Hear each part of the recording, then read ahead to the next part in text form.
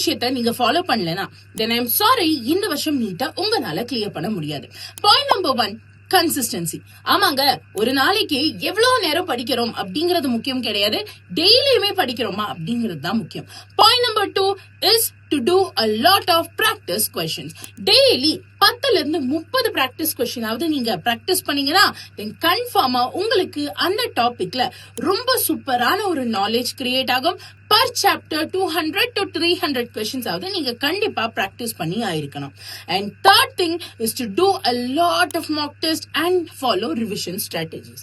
ஆமாங்க, இந்த டாப்பர்ஸ்லாம் படிச்சோம் முடிச்சோம் புக்ல இருக்கிற கான்செப்ட மண்டையில ஏத்தணும்னு மட்டும் இருக்க மாட்டாங்க. அவங்க போர்ஷனை முடிச்சதுக்கு அப்புறமா அட்லீஸ்ட் 30 மாக் டெஸ்ட் ஆவது எழுதுவாங்க. 3ல இருந்து 5 தடவையாவது என்டையர் சிலபஸ் ரிவைஸ் பண்ணிருப்பாங்க. அப்படி இருக்கிறதுனால தான் அவங்கள நம்ம டாப்பர் அப்படின்னு சொல்றோம். சோ இந்த 3 விஷயத்தையும் நீங்க ஃபாலோ பண்றீங்கன்னா then for sure இந்த வருஷம் நீங்க தான் டாக்டர் ஆக போறீங்க. If you are aspiring to become a doctor, then doctor உங்க பேரு லோடிங் அப்படிங்கறத மறக்காம கமெண்ட் செக்ஷன்ல சொல்லுங்க. If you are serious about NEET, then you must put the comment below.